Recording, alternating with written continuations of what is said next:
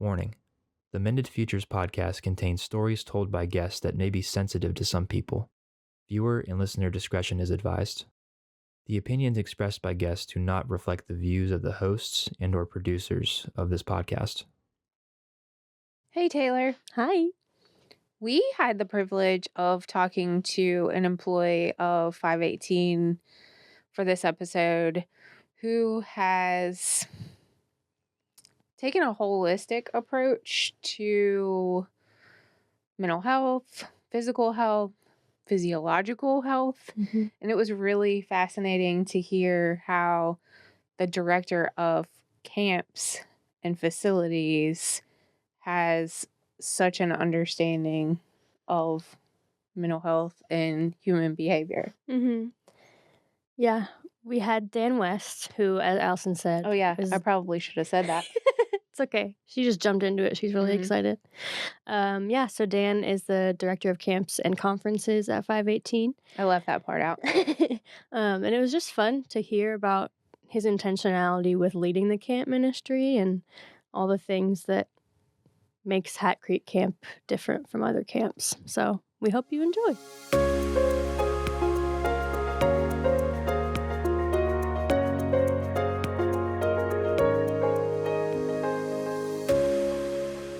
Hey, everybody. As we were getting warmed up for the show, Taylor snorted. Kind of. Like a laughing snort. Yes. Let's be clear. Yes. So it's going to be a fun show because I feel like she's already warmed up. So warmed up. I was born warm. Oh, gosh. Uh-oh. Edit that. Dan? You do you. How are you born, Dan?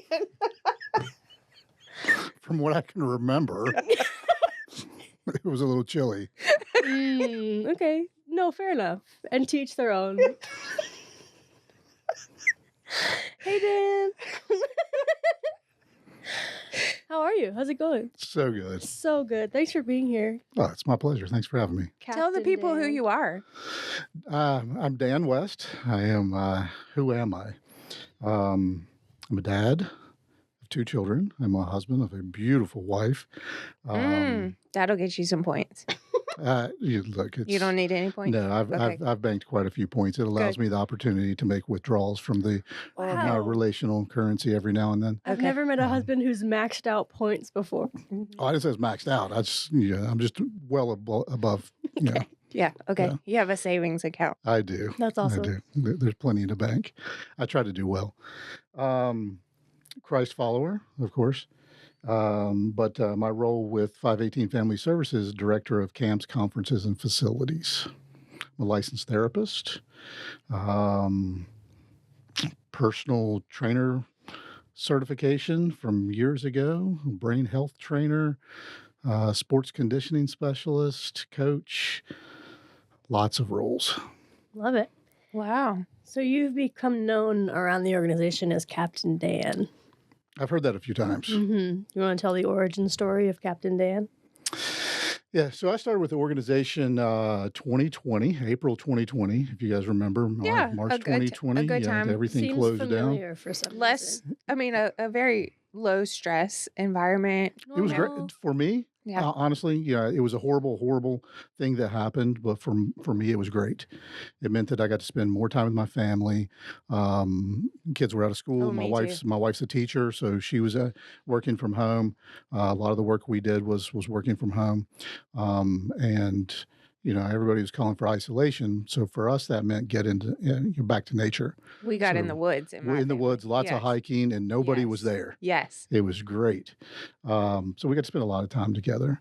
But during that time, I was hired, and we're going right into camp season.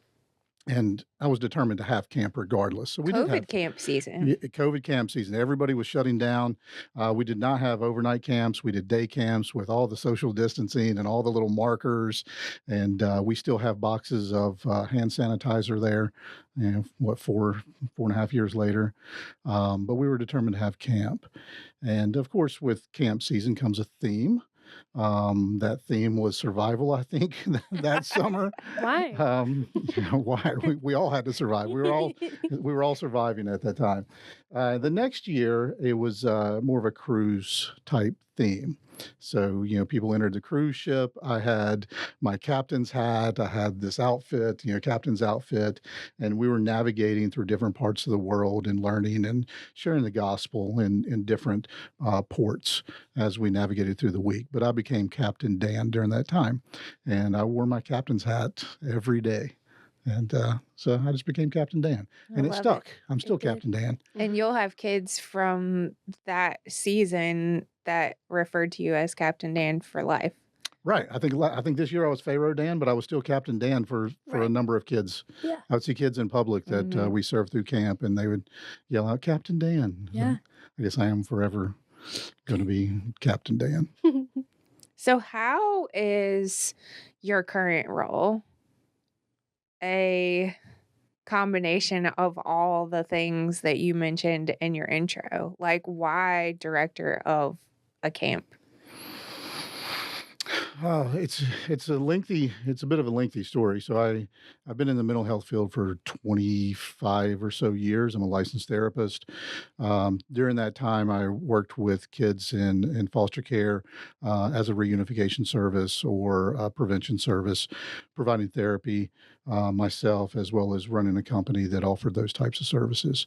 And then started working with a group of kids providing physical training to participate in endurance events.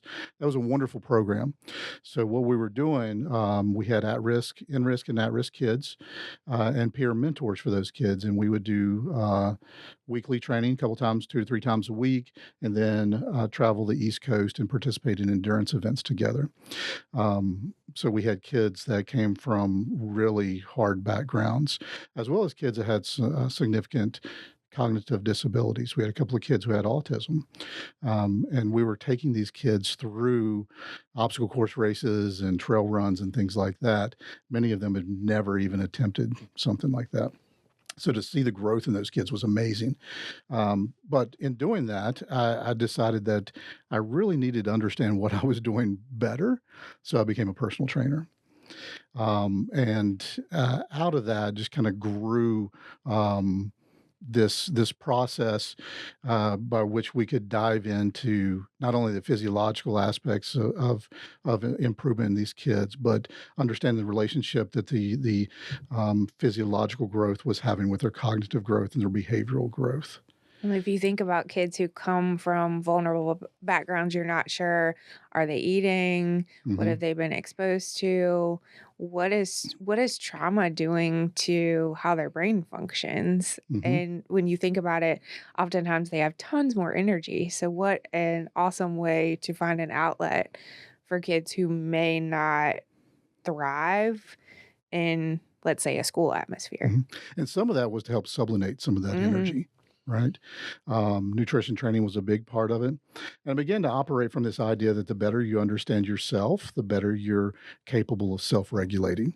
So if we can understand our physiology, if we can understand our thoughts and our behaviors and how those interconnected, then the better we are of being able to self-intervene. So those types of things are what have carried over into our camp programming. And I felt it was important for all of our activities to integrate those aspects into it. So as we're shooting a bow and arrow, we're not just teaching them the mechanics of shooting a bow and arrow.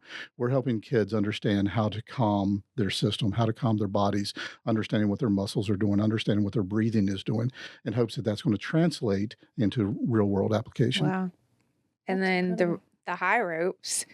Very anxiety producing situation. A lot of the things that you get to do as the director of camps, it's adventure based. It is. This is one of the most enjoyable jobs that I've ever had. And I used to call myself director of fun. But I try to bring fun into everything that I do. course. I try to have a good time. Why do it if it's not fun? So we have a blast. Our camp programming is 8 weeks during the summer. We serve hundreds of kids during that, but we also have programming throughout the year. Serve over 1,000 kids a year through our programming, and it's all adventure, recreational based. But there's an intentionality there, a purpose associated with it. I love the combination of it being largely adventure based and recreational based, but it's also disability friendly. Mm. And I don't know if that's the right term for it, so feel free to correct me if I'm Inclusive, wrong. what would you say? It is, yeah. Accessible? Yeah. Yeah, I think both of those are good words, inclusive, accessible. We like to say that we primarily focus on serving kids from hard places, but we serve anybody and everybody. My kids have been there, volunteered or participated in camp. My neighbors' kids have been there. Kids in my church have been there.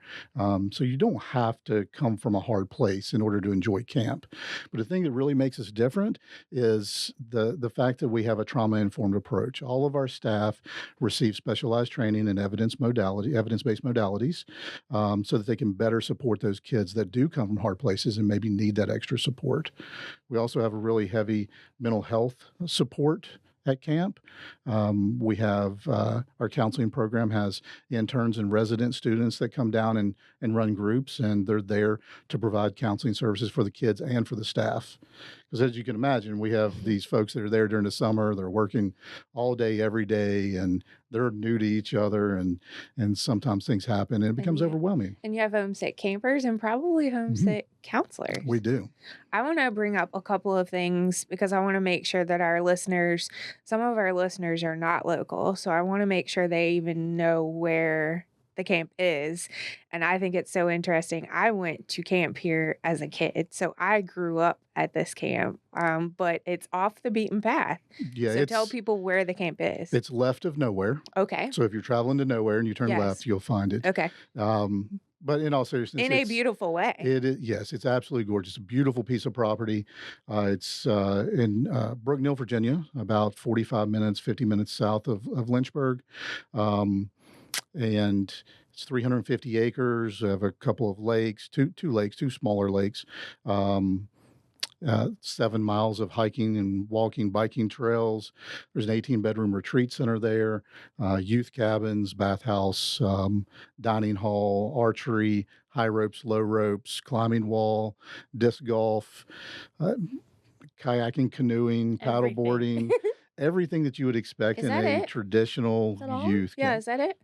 That is not it. There's much more. A dining hall, a craft house. We could go on and on. Yeah, basketball court, beach volleyball. Yeah, there's lots there. But it's a smaller camp. There are camps that are huge that serve, thousands of kids on site, and that's not us. We're a smaller camp.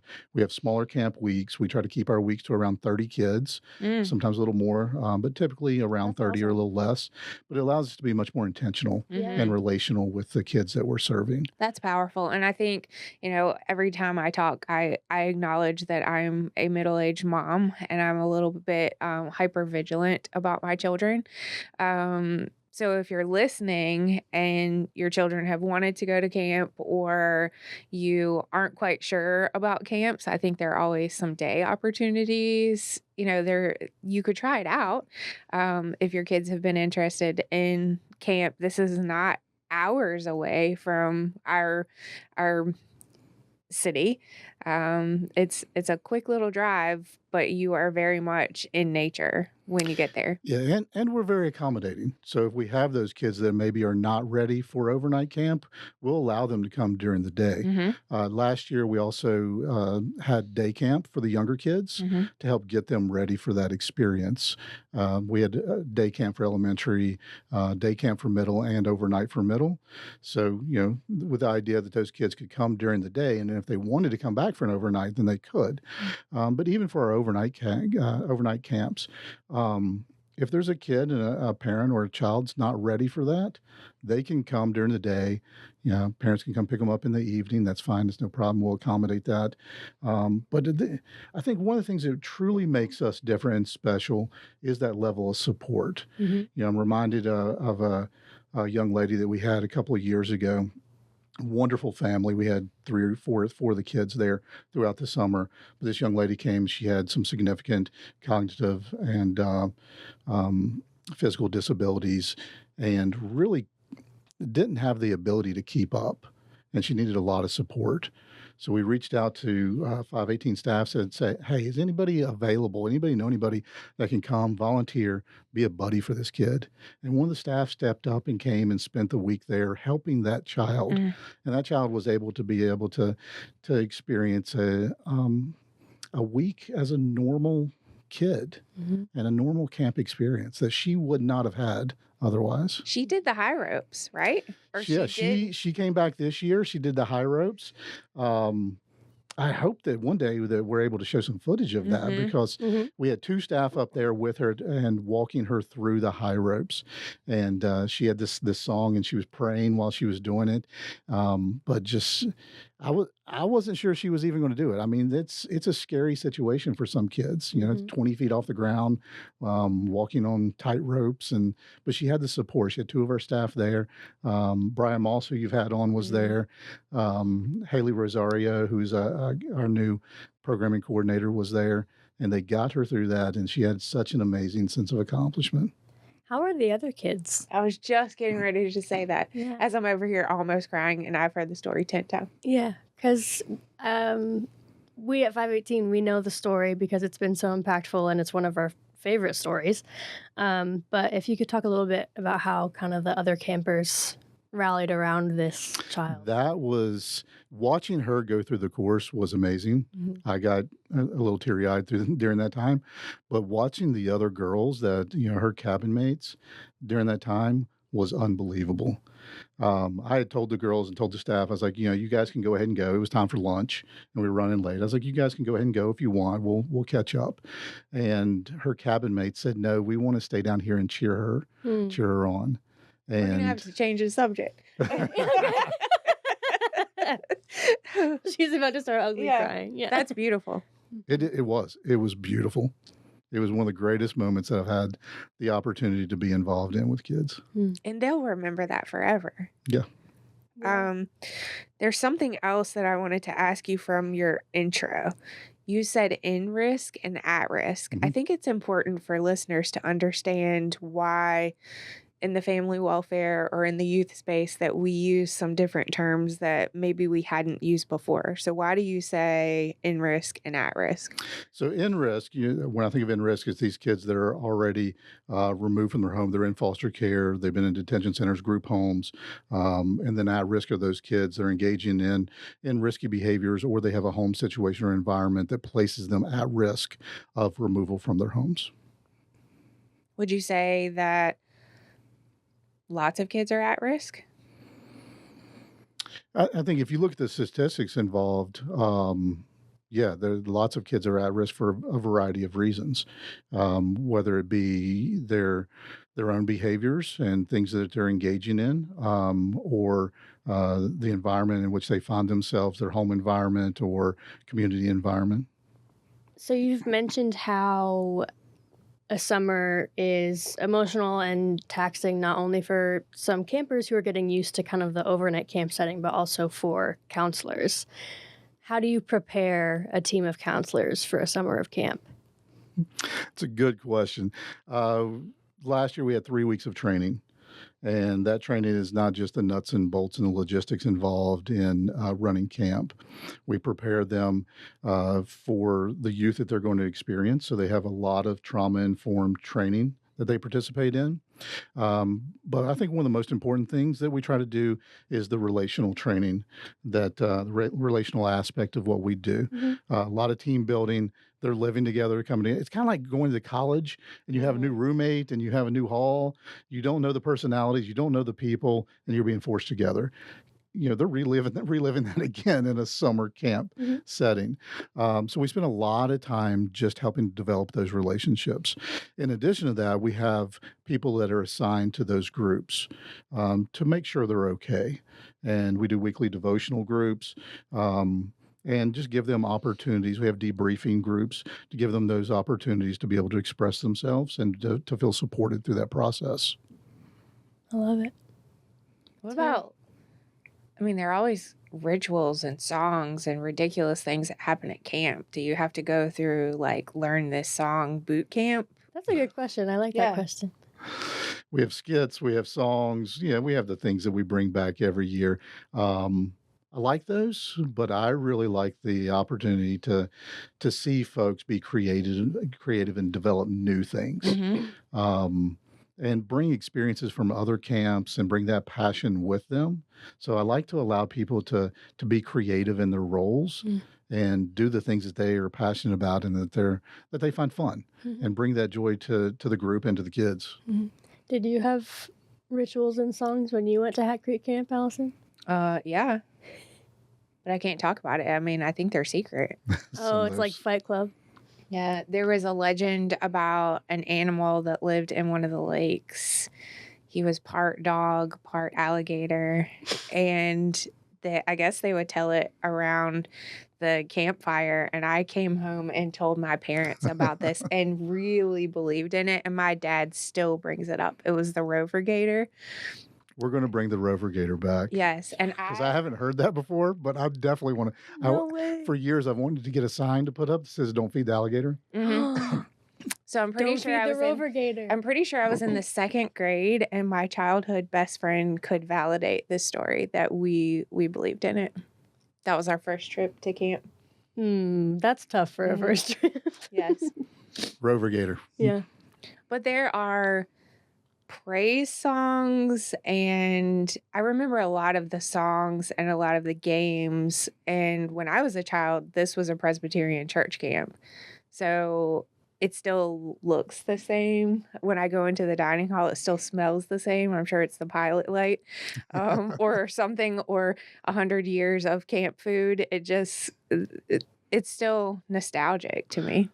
Yeah, lots of updates that needed to happen. Lots of updates and some growth and development there. We've had folks that have come back that were teens when they were there. Had a lady that I spoke with who was, when she was a teen, she was there and was part of the group that built the tree houses. Oh, cool. Which is amazing. The tree houses are still standing. So that was an amazing group of teenagers that built these tree houses, or they had a really good supervisor that knew what they were doing. And you still... We still utilize the tree houses, yeah. Wow. Yeah. So a couple years ago, I hosted an adventure camp, which was a blast. So we were camping at different spots on the property and teaching survival skills.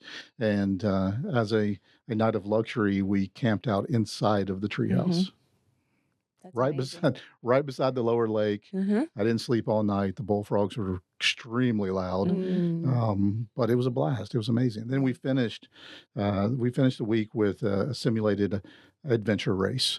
So we did orienteering, we did biking. So they had to find different spots on camp and collect those, and then the group that like the Amazing Race. Yeah, that's what I was thinking. Brooke Neal edition. Yep. Hat Creek Camp Amazing Race. I love it. That's so fun.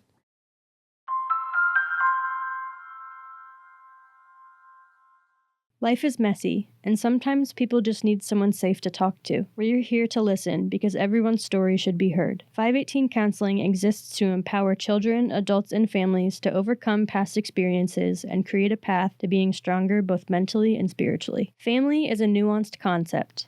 518's family care team brings simple solutions to complex situations through professional intervention, interpersonal support, and parenting education. We strive for an outcome of mending families and keeping children safe. 518's Connect team equips and empowers volunteers with the training and support to serve confidently by matching their passions with opportunities. Our outreach is targeted to build partnerships with individuals, churches, agencies, and businesses. At Hat Creek Camp, we provide exceptional camp experiences with careful attention to the needs of youth, encouraging campers to grow through trust-based challenges and successes. It's a place to build relationships, inspire change, and transform lives. So grit performance and coaching, grit is a big part of that. Resilience is a big part of how I operate through my personal life and professional life. And resilience is a big part of our camp programming. We have resilience curriculum that we utilize. Currently working on the development of resilience curriculum that's going to be integrated into all of our activities. so that our camp staff will have a guide to help that they'll be able to utilize and have conversations with kids related to resilience. Resilience is a huge part of overcoming those hardships.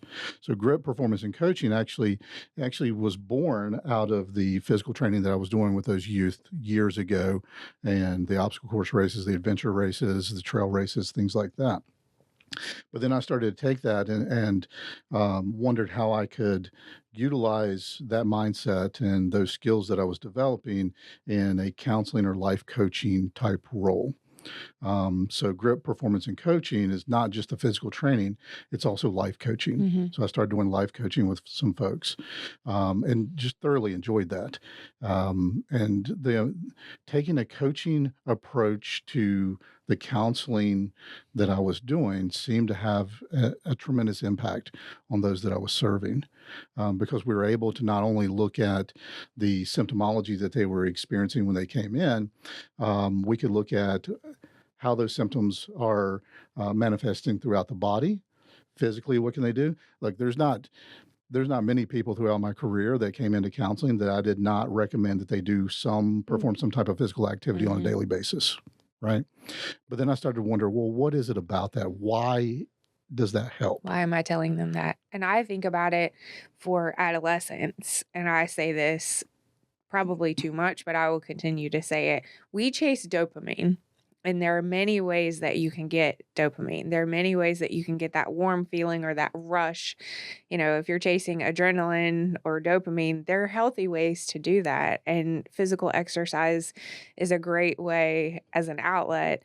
But I think the high ropes course, some of the adventure things that you're talking about, you're teaching people alternatives. And I absolutely hate when people think drugs or alcohol or vaping or, sleeping too much or video games. I mean, there are lots of things that we do to cope, but they have to understand that there are healthy alternatives that you can substitute.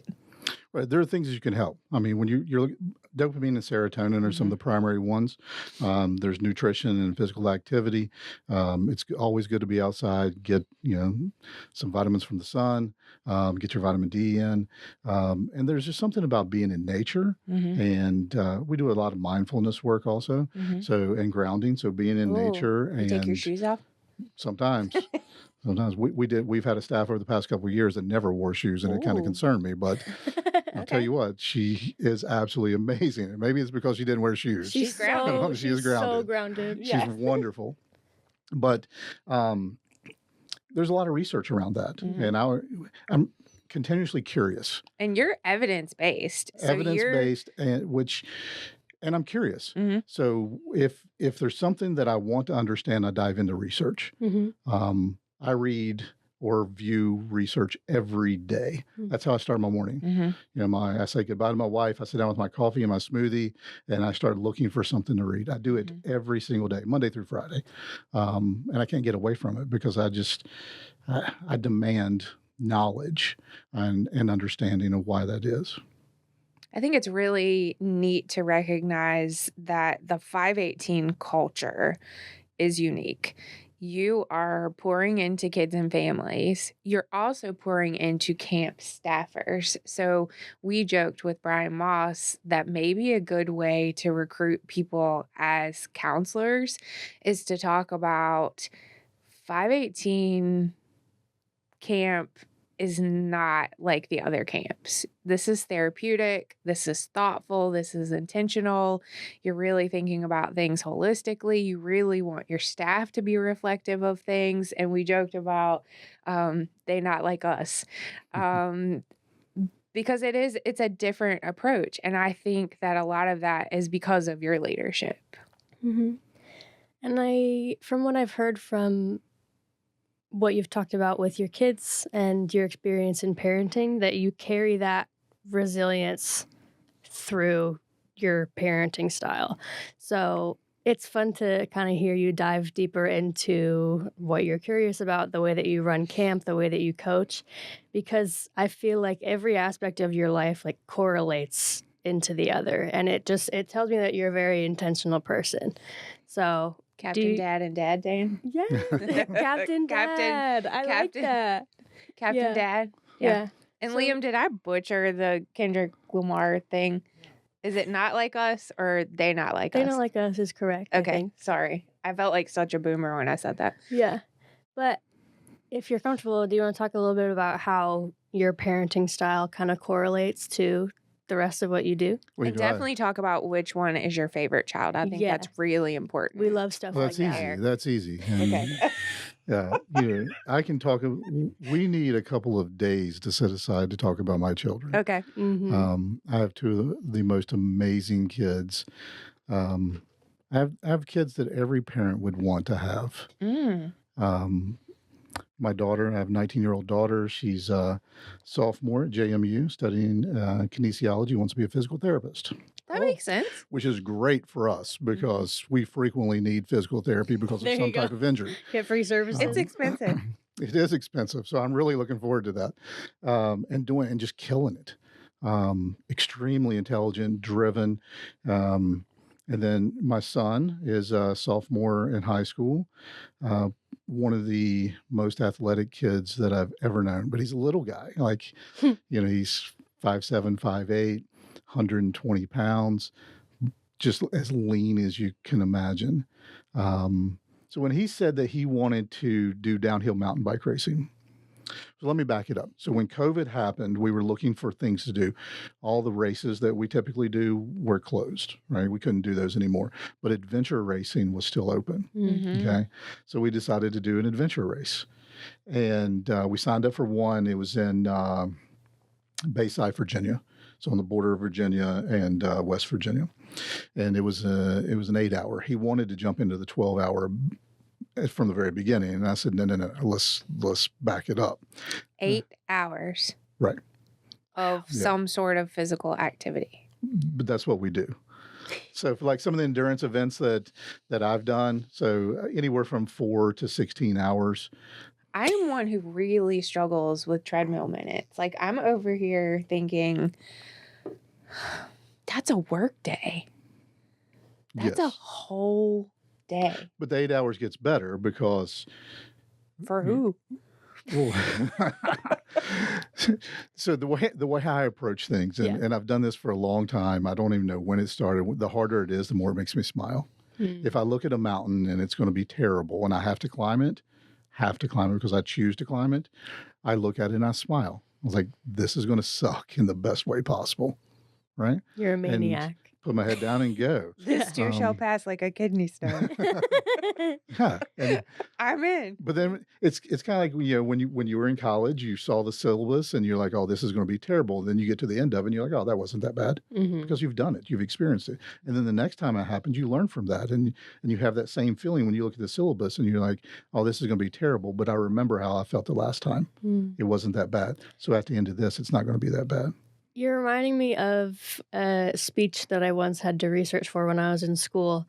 I forget the exact kind of format or rubric of the speech, but I found this research-based quote that said, "Curiosity drives us to learn just the same as hunger drives us to eat." And I think that's kind of what you're describing here. You see something that's going to be awful and you smile because you know that you're going to learn from it and you're just ready to get after it. It's not going to kill me. Yeah. Right? I mean, the likelihood of me dying is low. The probability of that is low. Oh, wait a minute. You're probably not going to die. Right. The likelihood of some of the rest of us who don't do 8 to 12 hours of Allison would die. Right. I would want to start more at like 30 minutes. Sure. Well, then start at 30 minutes and then set a goal. Okay. Have you ever been scared?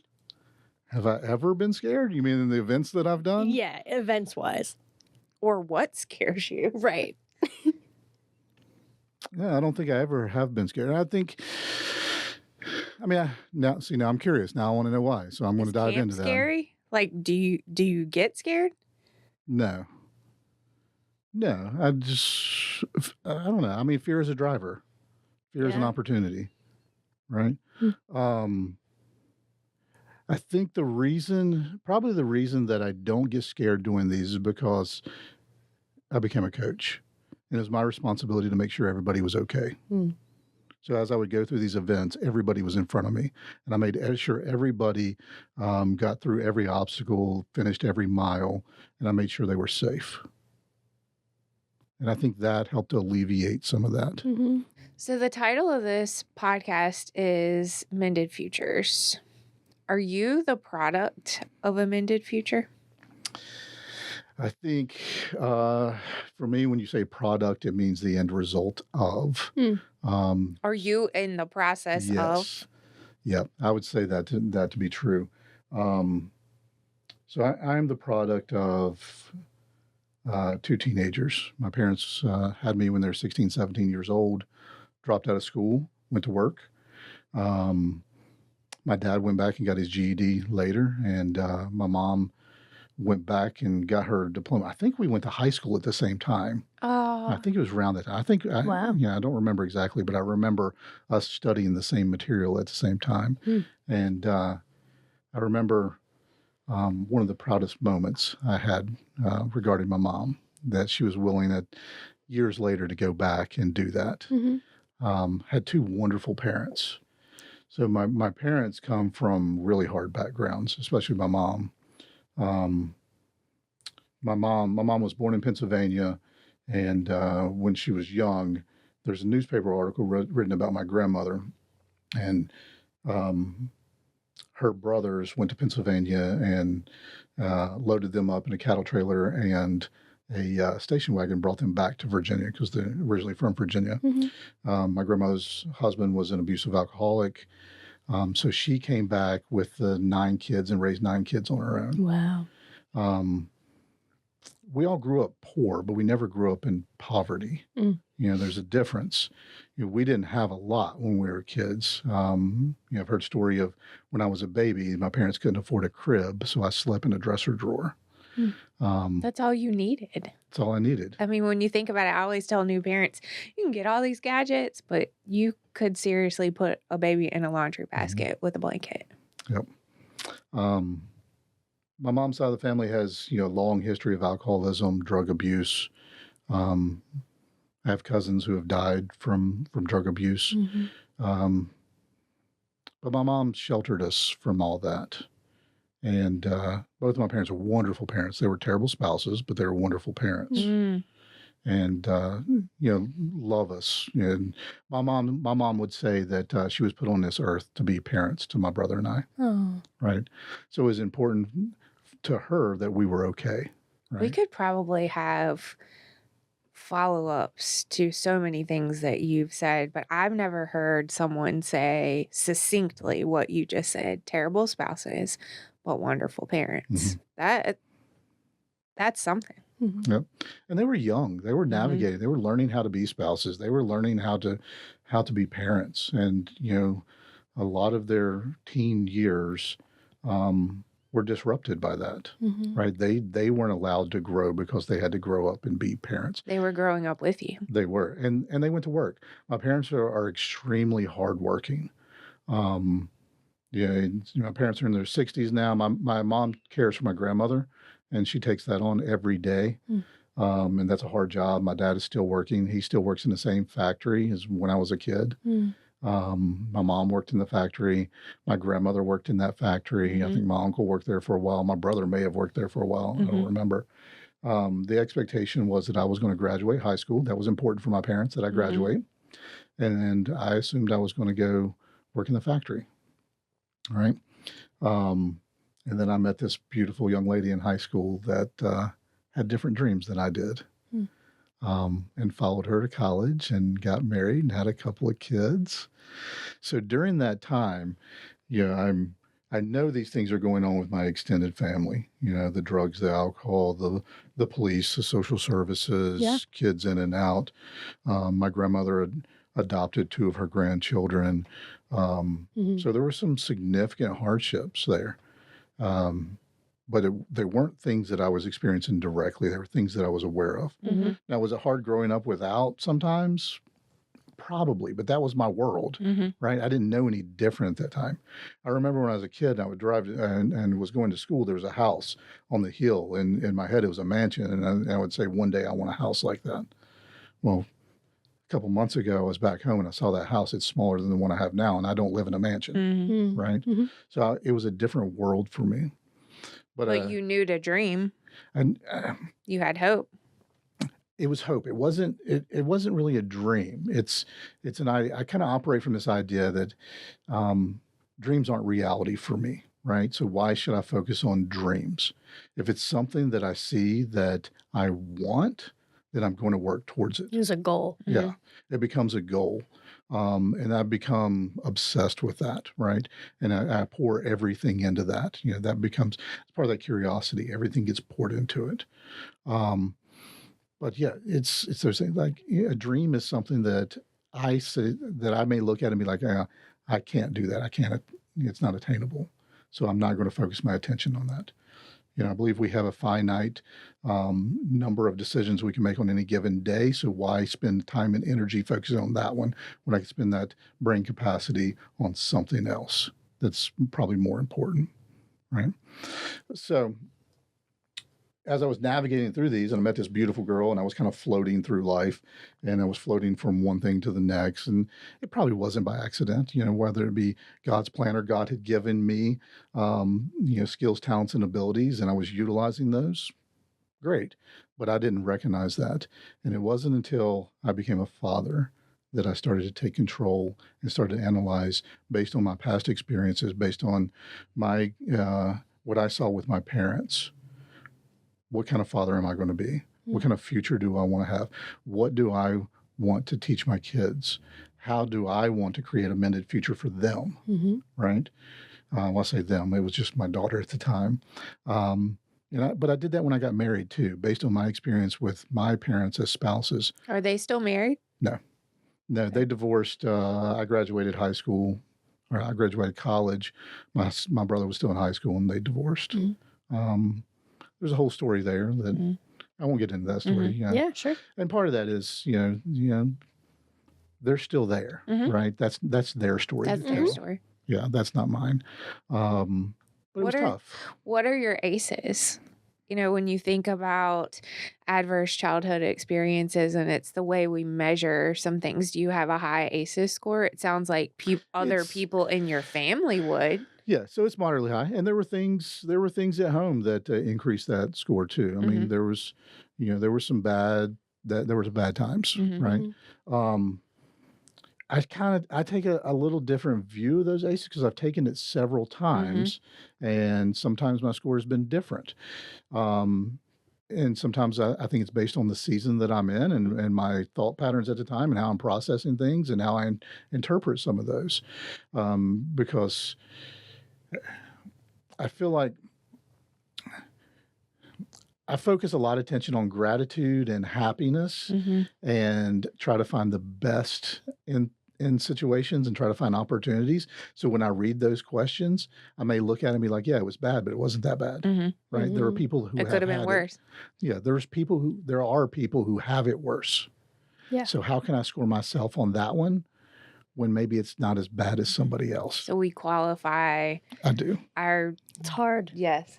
It's hard. One other thing that I want to bring up is how much your eyes lit up when you talk about your current spouse, your only spouse, and the importance of a meaningful relationship. You're always going to hear us talk about one of the ways that you're going to mend someone's future, or one of the ways that you can change their trajectory is a meaningful relationship. You've been a meaningful relationship for so many people along the way, but your eyes lit up in a different way when you talk about her. Do you think she changed your trajectory? Oh, of course, without a doubt. My experience as a child helped shape, who I am, who I became as an adult. But my wife is the reason that I am the person that I am today. I want to continually be somebody that my wife is proud of. My mom used to say, she said this to me when I got married and when we were thinking about having kids during that time. My mom said, I tried to lead my life in a way that I would never do something that my kids were embarrassed of. Now, I intentionally embarrass my kids, right? It's good parenting, but nothing bad. But what she meant by that is I'm not gonna, do the drugs, and I'm not gonna drink, and I'm not gonna do all these things, and my kids be embarrassed. So with my wife, I want to do something that my wife and my children can be proud of, not just not embarrassed about, but I want them to be proud of that. And I want, when they look back and they think about my legacy, I want them to be able to say, yeah, Dad did this. This is the type of person Dad was, right? But my wife is the reason that I am the person I am. I want her to be proud of me. Where does the 518 verse come into play with your life, with your work? And specifically, I think there are multiple ways to define reconciliation. How are you seeing reconciliation here on this earth? But also the verse more meaningfully is talking about reconciliation with God. Mm-hmm. How do you see that in your role with 518 in your personal life? Do you see it? I do. And I never really put much thought into that until we started having those discussions, and there was the name change. And as I do with everything, I started digging in and wanting to understand it more, and thinking about my personal experiences, reconciling with family. But it's not even just a reconciliation. For me, it became about deepening those relationships. So it's just the aspects within those relationships that need to be reconciled. I can have a good relationship with my spouse or with my kids, but what are the pieces of that I need to improve in so that it can become even better? Camp was a difficult one for me to wrap my head around in terms of reconciliation, because I come from a world. So I worked in community mental health. I owned my own behavioral health company for a number of years. I was a consultant in various areas in youth development programs throughout the state, worked for nonprofits, came here, and then I'm a camp director, right? So I worked with all these programs that were working towards reunification. And for me, reconciliation was that, right? So I was like, how does camp fit into that? But then when I started to dig in, and I started to understand for myself, in my view, that it may not just be reconciling or reunification or those relationships. Sometimes it can be even with yourself, right? Understanding where you are in terms of your relationships, relationship with yourself, relationship with others, relationship with God, and how can you improve those to be able to live that life of fulfillment so you can feel full, right? I've tried to leave the mental health field, the human services field. I even went and got a whole nother degree to be able to do that. And every time I tried, there was a hole there. There was something there that just wasn't filled. And regardless of how good the conversation was and good the interview was, there was something there that wasn't filled. So I needed to reconcile that, which means I had to really focus in on, what was important and what is it that God was wanting me to do. How can I use the skills, talents, and abilities that God gave me to be able to allow other people to live that life of fulfillment? And I think I want to pause there for a minute, because there are so many people who are going to be listening who are thinking about burnout or career switching, or, I left education, but I'm in a similar helping role. And sometimes we ask ourselves, would it feel better to just punch a clock? Is there somebody who just goes to work, does the work, and then comes home? And you're describing that hole. If you feel like something's missing, is that your calling? I tried.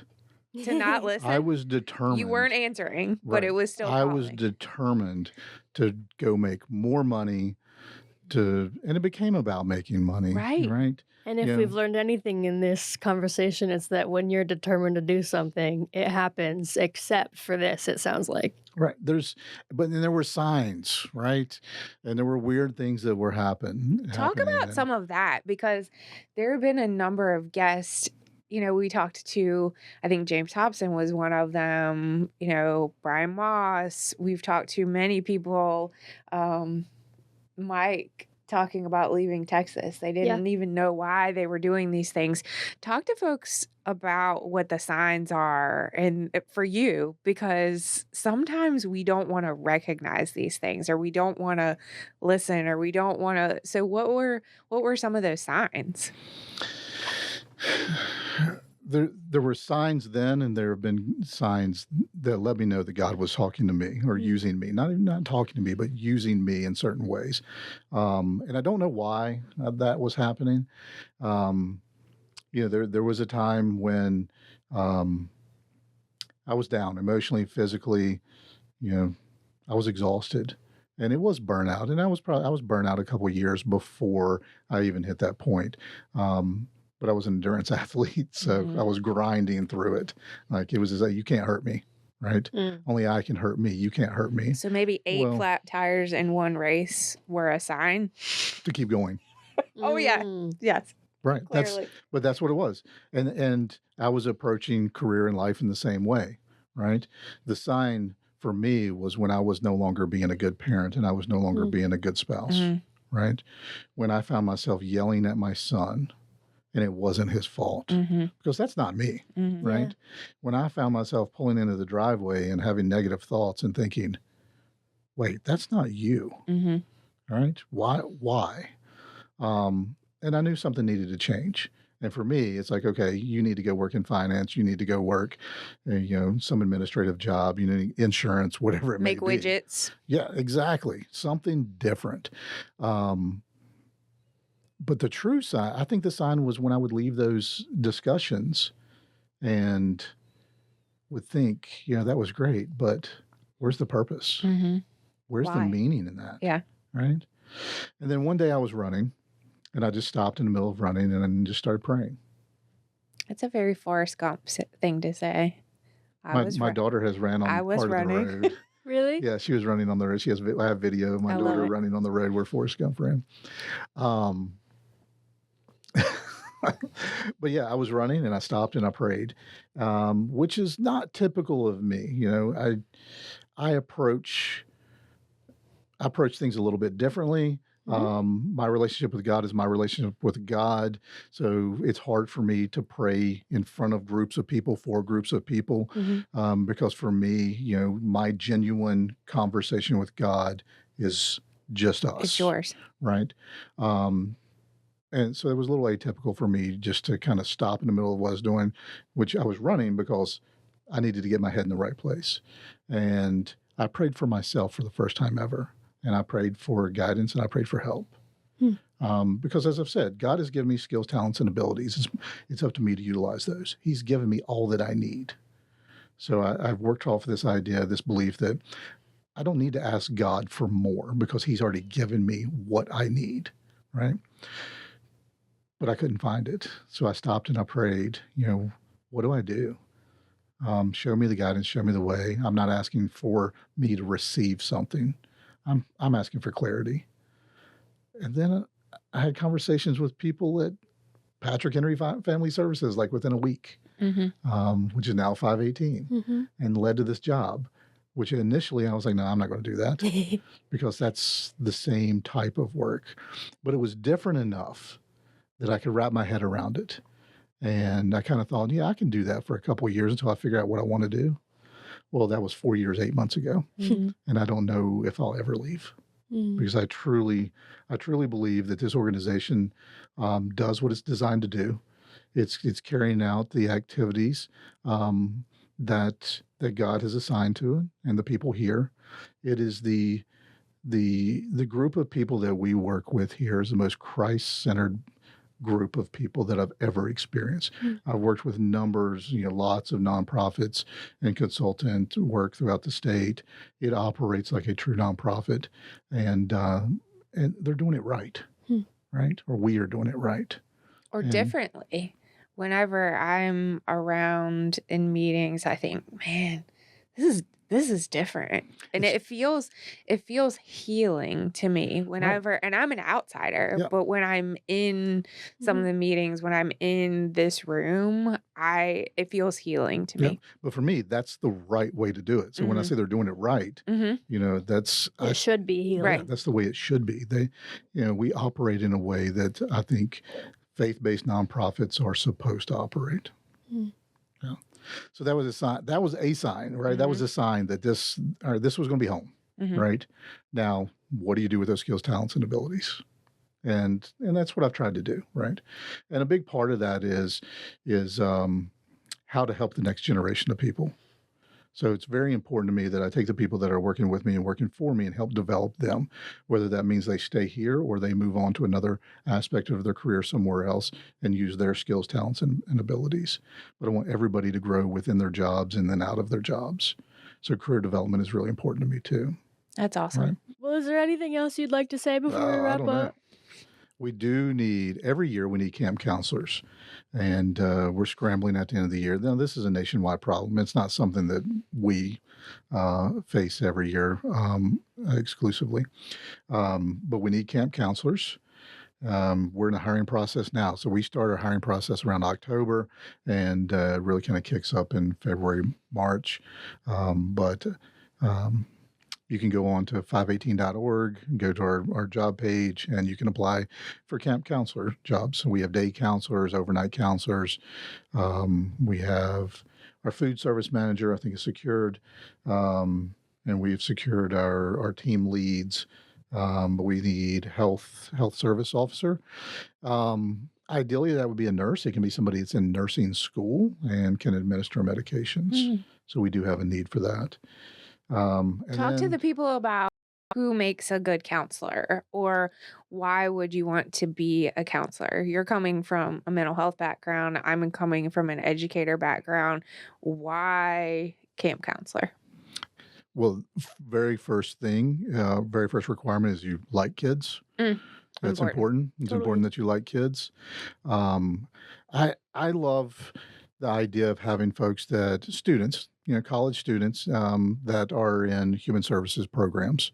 So in psychology programs, social work programs, or if it's educational programs, these are the folks that they want to work with. They want to work with kids. Or ministry. There are colleges that have camp ministry programs. So those are great. We're now hiring high school students, so 16, 17-year-olds. They can work as day counselors, not overnight counselors. So they can come and they can get that experience. And those teenagers can then get their high school week for free if they want to come to camp. Cool. Oh, neat. So they can have that option. But like kids, have a passion for working with kids, have a passion for Christ, and willing to share the gospel with these kids. Have a sense of adventure. Have a willingness to become comfortable with the uncomfortable. Be part of a team. Be a part of a team. Work together as a team. All these specialized activities, the skills associated with that. There's training involved. Everybody gets that training. Lifeguards are always important. So we'd love to have some lifeguards. But if there's people out there that have kayaking, canoeing certifications and experience, that's helpful. Archery. I chose to be an archery instructor because it's so difficult just to find people to be able to do those things. It's also difficult to find certification programs for those. So rifle instructors, things like that. So we can get people trained and train people, but if they come to us with some of that experience and training, it's really beneficial. Awesome. Well, thank you so much for being here. I've really enjoyed this conversation. It's been fun. It has been fun. It's always fun. I'll try to have fun in everything that I do. Yes. Yeah. Captain of fun. Captain of fun, Captain Dan, Captain Dad. Yes. Boom.